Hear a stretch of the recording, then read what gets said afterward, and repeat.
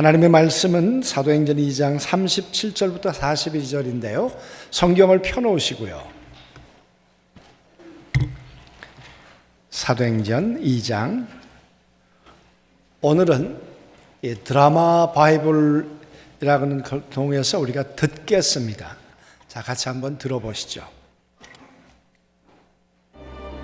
그들이 이 말을 듣고 마음에 찔려 베드로와 다른 사도들에게 물어 이르되, 형제들아, 우리가 어찌할꼬?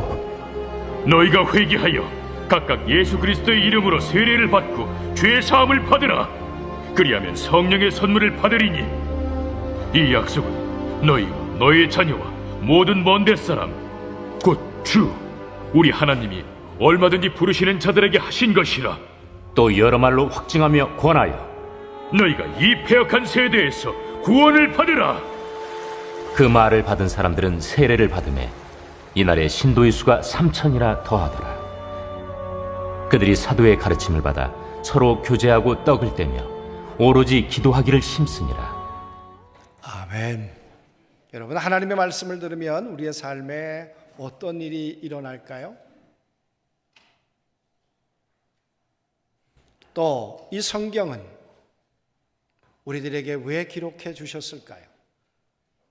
이 성경은 몇 년 동안이나 기록되었을까요? 또 성경을 기록한 사람은 몇 명이나 되었을까? 그리고 성경을 정말 읽으면 우리의 삶의 회복이 담보될 수 있는 것인가? 그렇습니까, 여러분?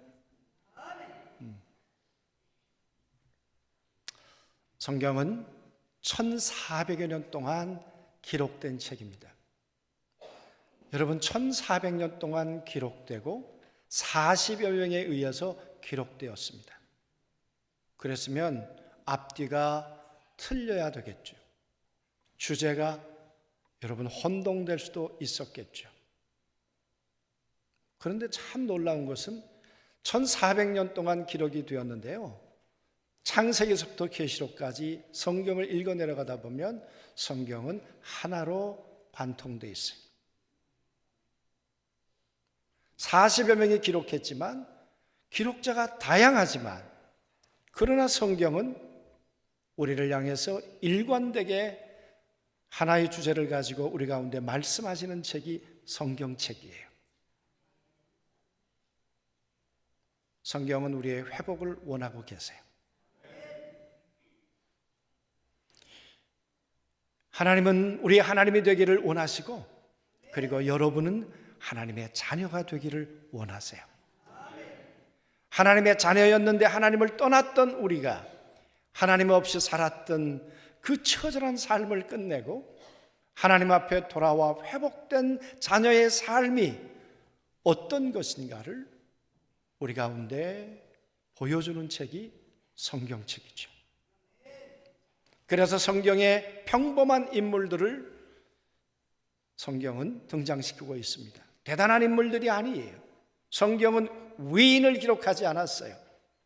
성경은 좋은 사람이라고 각색하지도 않았어요. 있는 모습 그대로, 실수하면 실수하는 그대로, 다윗같이 위대한 인물이었지만 그가 간음한 죄를 범했으면 범한 그대로, 사람을 죽였으면 죽인 그대로, 아브라함이 믿음의 조상이지만 믿음의 조상이 자기 아내를 2번씩이나 팔았던 이야기도 그대로, 오늘 성경에 등장하고 있는 베드로가 대단한 인물이라고 하지만 그가 얼마나 허약한 인물이었는지, 예수님을 그렇게 믿고 따르겠다고 고백해놓고도 결정적인 순간에 예수님을 배신했던 그런 인간적인 모습 그대로를 기록하고 있는 책이 여러분 성경책입니다. 그런 인간에 대해서 하나님은 어떤 하나님이셨을까? 그 하나님과 그 연약한 인간 사이에는 어떤 상관관계가 있었을까? 그리고 하나님은 그들을 향해 어떻게 다가오시고 그들을 회복시키셨을까? 그래서 성경에 주어는 사람이 아니에요. 성경의 주어는, 진짜 주어는 하나님이세요. 성경의 진짜 주어는 예수 그리스도예요. 그래서 우리는 성경을 펼쳐 읽다가 베드로의 삶을 회복시킨 예수 그리스도를 만나는 거예요. 아브라함의 삶을 회복시킨 하나님을 만나는 거예요. 그래서 아브라함의 하나님이 나의 하나님이 될 때, 베드로의 하나님이 나의 하나님이 될 때, 우리의 삶은 회복을 경험하고 살게 될 줄로 믿습니다. 그런데 여러분, 이 성경을 펼치는 게 쉽지 않아요. 성경을 읽는 게 너무 어려워요. 여러분, 요즘 성경 잘 읽고 계세요? 우리 권사님들, 장로님들 수련회 하면서 우리 성도들이 회복되어야 될 것 가운데 정말 두 번째가 뭘까? 그 가운데 하나가 성경을 꾸준히 읽어야 되겠다. 그 말은 성경을 꾸준히 읽는다는 것이 결코 쉽지만은 않았다는 이야기예요. 신약을 통독하고 구약을 통독하고 그렇게 읽어 나가면서 그 성경의 주인 되신 하나님을 만나고 예수 그리스도를 만나고 거룩하신 성령을 체험한다는 것 알면서도 성경을 펼치는 게 어렵고 시간 내는 게 어렵다는 거였죠. 마음을 먹지 않으면 사실은 쉬운 일은 아닐 것입니다. 우리가 우스갯소리로 살다가 답답해요. 누군가에게 전화하고 싶어요. 여러분, 어디다 전화해야 답답한 우리의 문제가 회복으로 가는 키를 얻을 수 있겠는가? 그 말이에요. 여러분, 다 적으세요. 제가 전화번호를 알려드릴 테니까. 66국에 3927로 전화하면 됩니다. 구약이 37건이고 신약이 39건이고 신약이 27건이에요. 그래서 신구약은 66권으로 돼 있어요.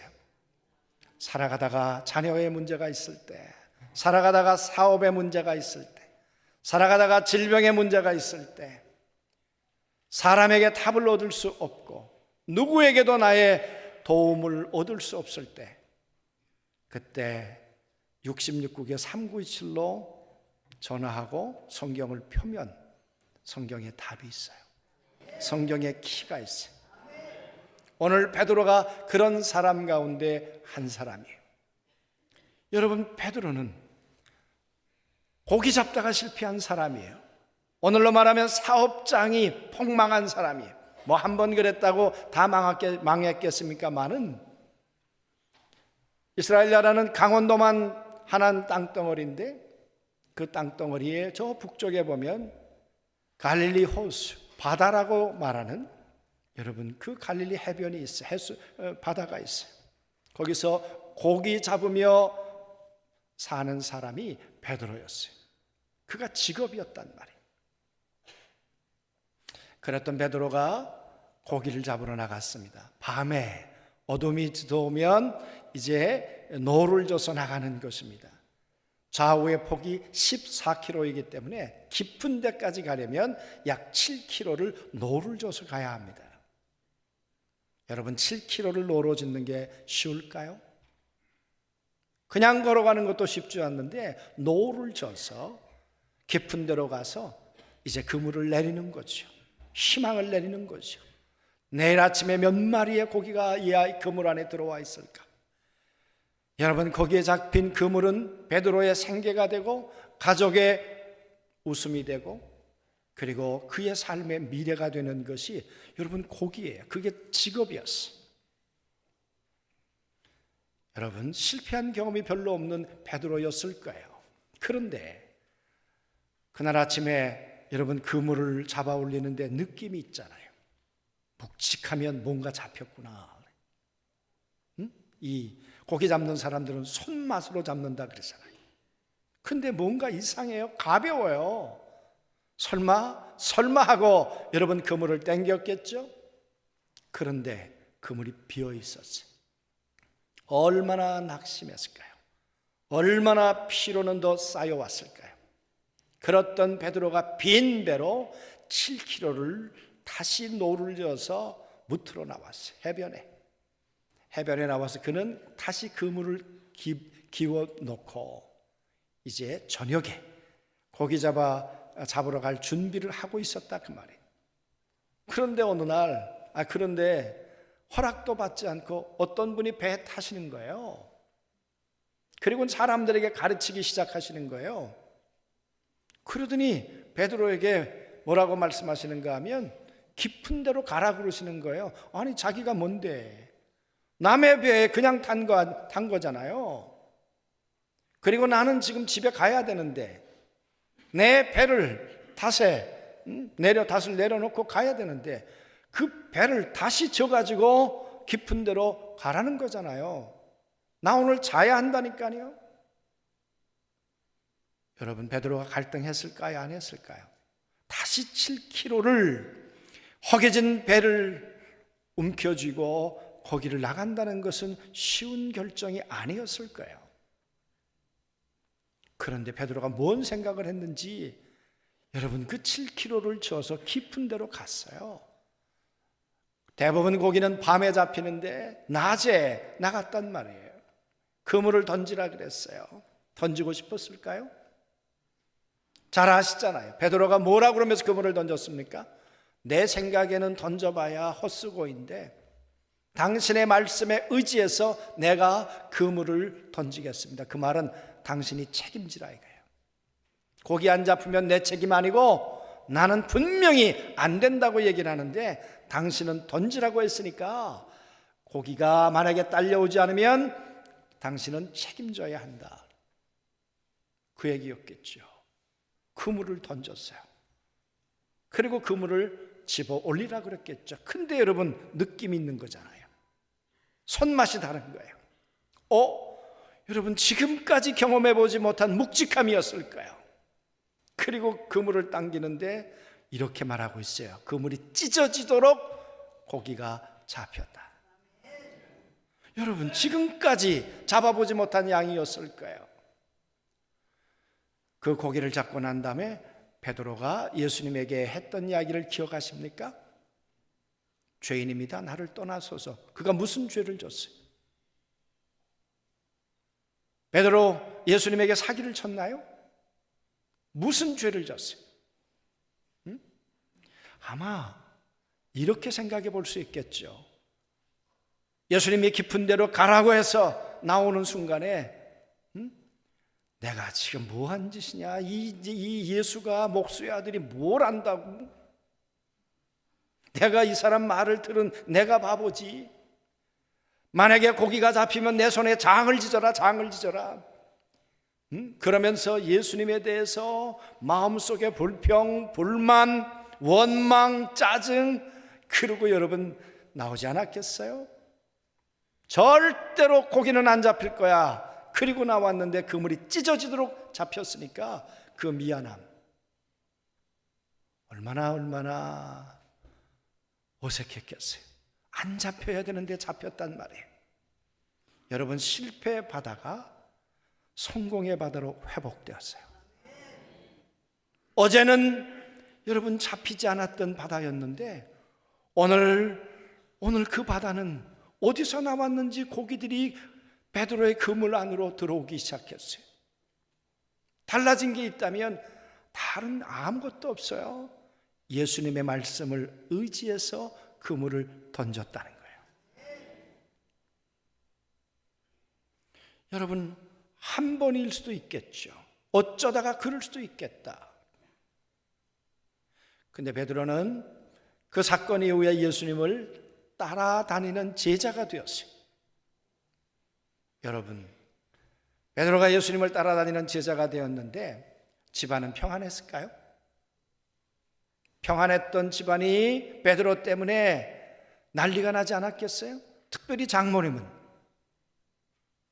그렇잖아요. 아니, 내 딸은 어떡하고, 아니 예수를 따라간다고 베드로가 내 사위가, 아니 날마다 나가서 고기를 잡아도 살까 말까 한 판에 너는 가장이야, 가장. 한 가정 내 딸하고 자식들 책임져야 되잖아. 그런데요, 여러분, 베드로가 예수 따라다닌다고 이 정신이 조금 나간 거예요. 그러니 성경에 베드로의 장모가 열병 걸렸다고 그러죠.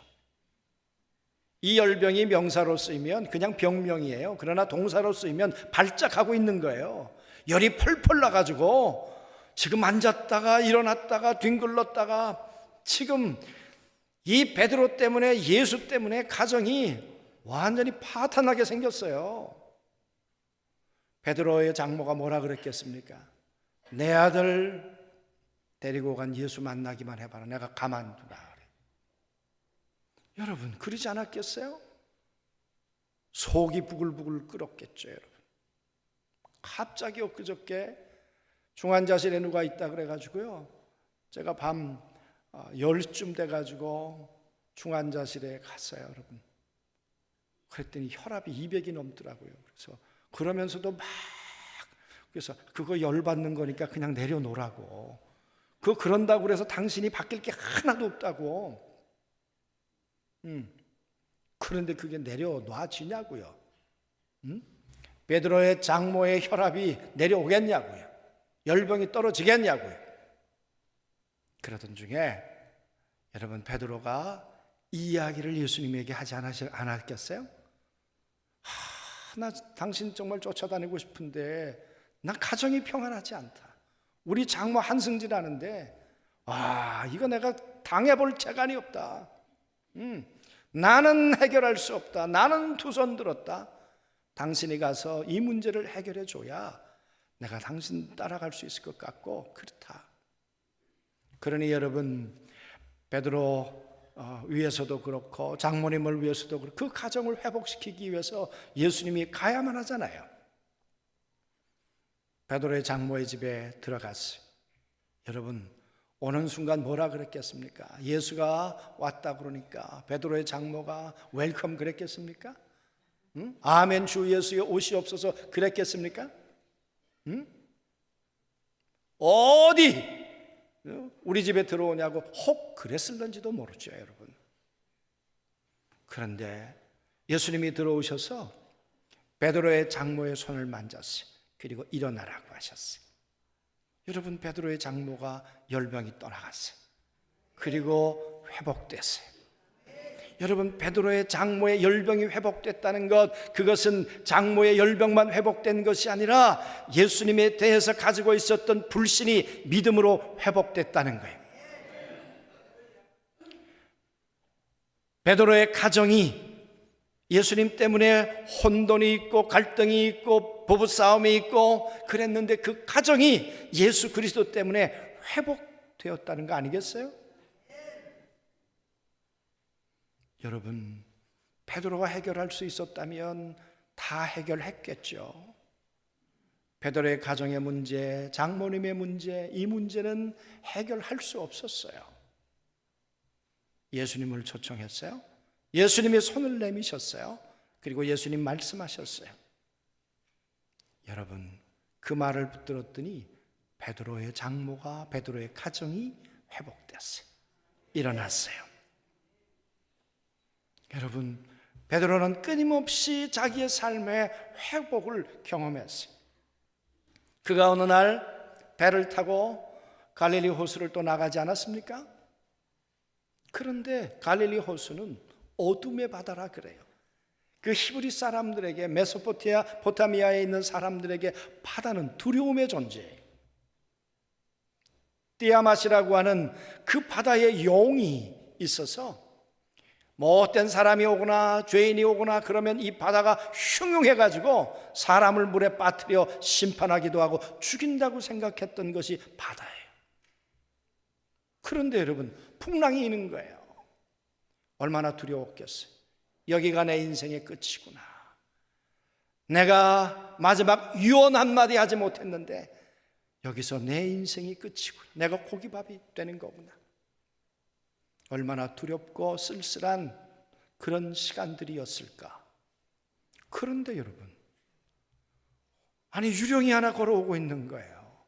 왜? 사람은 무리를 걸어올 수 없으니까. 사람이 무리를 걸어서는 안 되는 거니까 누구냐고 물었어요. 그랬더니 예수님이 내니 두려워하지 마라 그래요. 아니 어떻게 당신이 여기를 걸어옵니까? 바다를 밟고 오셨던 예수. 학교서에 보면 메시아가 오면 바다를 밟을 것이라 그랬어요. 어두움의 바다, 이 두려움의 바다, 이 악한 것이 지배하고 있는 이 바다를 밟고 서는 자가 메시아일 거라고 했는데 그 바다를 밟고 오신 분이 예수 그리스도셨어요. 그리고 그분이 말씀하셨어요. 걸어오라. 아니 어떻게 그런 상식도 아닌 말을 할 수가 있어요. 무리를 걸어오라니. 응? 베드로가 무슨 수상스키 타는 거예요 지금? 아니잖아요. 여러분, 베드로도 제정신이 아니지. 예수님의 말씀을 듣고 배 위에서 뛰어내렸어요. 그런데 놀라운 것은 무리를 걸었다니까요. 무리를 몇 발자국 걷다가 베드로가 생각하는 거예요. 이게 아니지. 그리고 파도를 보고 두려우는 순간 다시 물속에 빠져들기 시작했다는 거예요. 여러분, 예수님의 말씀을 붙들었다면, 예수님의 말씀을 의지했다면 여러분, 그는 무리를 걸을 수 있었어요. 여러분, 두려움의 바다를 그도 지배하며 살 수 있었어요. 그 바다를 회복의 바다로, 그 공포의 바다를 즐거움의 바다로 걸을 수 있었던 사람이 여러분 베드로였어요. 우리 저 황선영 권사님도 그렇고 저희 교회 수상스키 매니아들이 좀 계세요.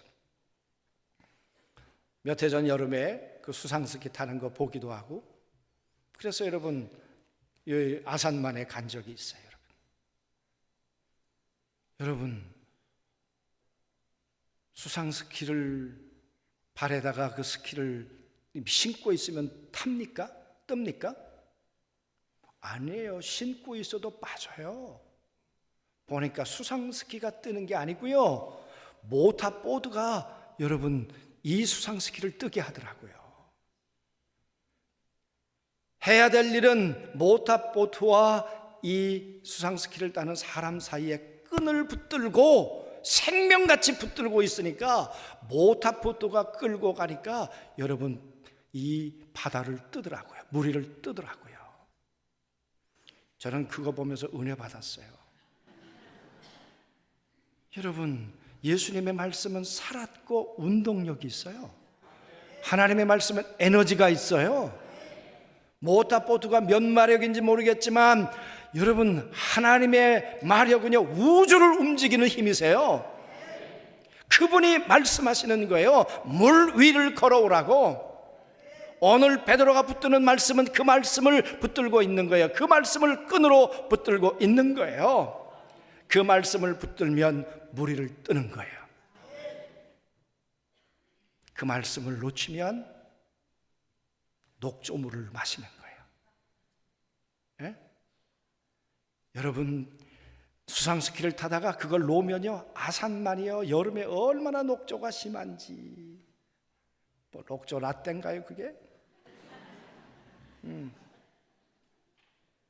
그 녹조, 때론 썩은 물이고 오물이고. 그런데 여러분, 그 오물을 빠지지 않고 걸을 수 있는 길은 모터보트가 나를 끌어주는 것이고요, 나는 그 줄을 붙들고 있는 거예요. 끝까지 붙들고 있는 거예요. 그 모터보트를 줄을 붙들고 있는 한 보트는 나를 무리를 뜨게 하더라고요. 사랑하는 성도 여러분, 회복의 키가 뭡니까? 베드로는 말씀에 의지했어요. 베드로의 장모는 말씀에 의지했어요. 무리를 걸을 수 있었던 건 뭡니까? 내 상식과 생각이 아니라 말씀을 의지해서 그 말씀을 붙들었더니 뜨게 하시는 것은 하나님이요, 고기를 잡게 하시는 것은 예수님이요, 그분의 책임이요, 그분의 능력이었어요. 사랑하는 성도 여러분, 오늘 말씀, 이 베드로는 실패자였습니다. 예수님을 3번 부인했던 실패자였습니다. 그 실패자를 찾아오셔서 예수님이 말씀하셨어요. 두려워하지 마라. 성령을 받아라. 평안해라. 내가 너와 함께 할 것이다. 나는 너를 아직도 사랑한다. 이 사랑한다는 말을 네가 붙들었으면 좋겠다. 그리고 여러분, 회복을 경험한 사람이 베드로예요. 오늘 그 베드로가 이 사람들 앞에 얘기하고 있는 거예요. 나도 그 예수를 믿지 않았어. 나도 그 예수를 부인했어. 그분이 죽으면 끝이라고 생각했는데 하나님은 그를 살려내셨어. 예수 그리스도는 지금 살아계셔. 그분은 성경대로 살아계셔. 말씀대로 살아계셔. 그분의 말씀은 살았어. 생각해 보니까 그 말씀을 붙들었을 때 나는 회복되었어. 나는 기적을 체험했어. 그래서 오늘 그들에게 이야기하는 거예요. 당신이 십자가에 못 박은 예수, 그분은 사람의 아들이 아니고 하나님의 아들입니다. 그 예수님을 십자가에 못 박았던, 그 예수님을 버렸던 그 죄를, 악함을 돌이키고 그 예수님을 구주로 받아들이십시오. 여러분, 그러면 당신들은 회복이 됩니다. 죄인이 의인이 됩니다. 악한 영에 사로잡혔던 자들이 하나님의 거룩한 성령을 선물로 받게 됩니다. 당신이 오늘 회복의 주인공이 됩니다. 할렐루야, 아멘. 오늘 베드로가 이 이야기를 하는 거예요. 왜? 그가 회복의 주인공이니까, 회복의 사람이 되었으니까, 예수 그리스도로 말미암아.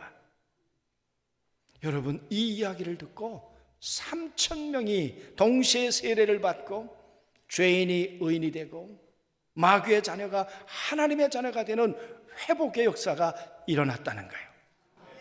여러분, 오늘 말씀을 보십시오. 그 말을 듣고 예수님의 말씀을 듣고 하나님의 말씀을 듣고 그 예수 그리스도를 받아들였을 때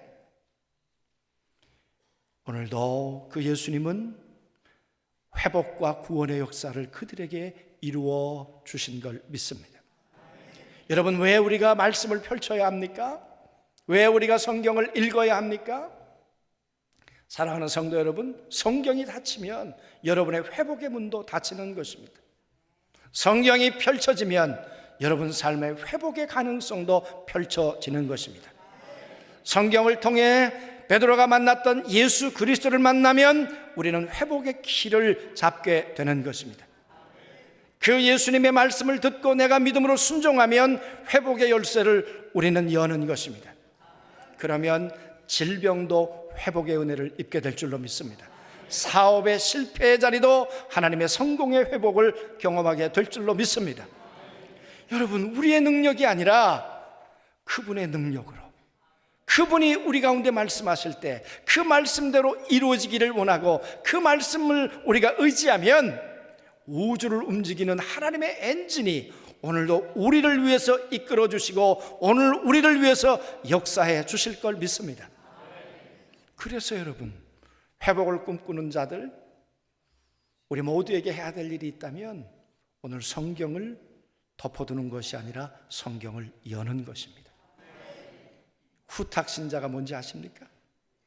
주일날 예배 끝나고 이 성경을 갖다가 모셔두는 것입니다. 그러면 먼지가 앉겠죠? 주일날 되면 후 불고 탁 쳐가지고 오는 게 후탁신자예요. 여러분, 후탁신자에게 회복이 있을까요? 아침에 일어나서 마태복음을 읽고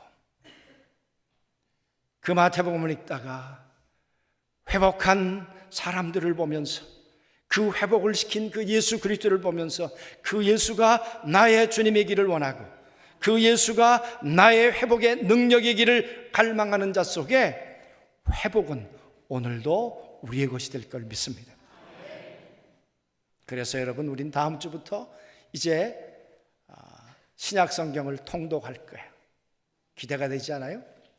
성경을 읽는 가운데 회복의 역사가 있게 되기를 갈망합니다. 오늘 여기 계신 분들 가운데 여러분들을 말씀드릴 수 있지만 전혀 성경 없이 상관없이 살다가 연길에서부터 오셔가지고 이 성경을 3번 읽더니 그분이 이렇게 말씀하셨어요. 성경은 우리를 용서하는 책이네요. 공산당은 잘못하면 죽이는데 성경은 우리를 살리는 책이네요. 성경은 우리를 회복시키는 책이네요. 할렐루야, 아멘. 여러분, 회복의 키가 성경을 열 때 있습니다.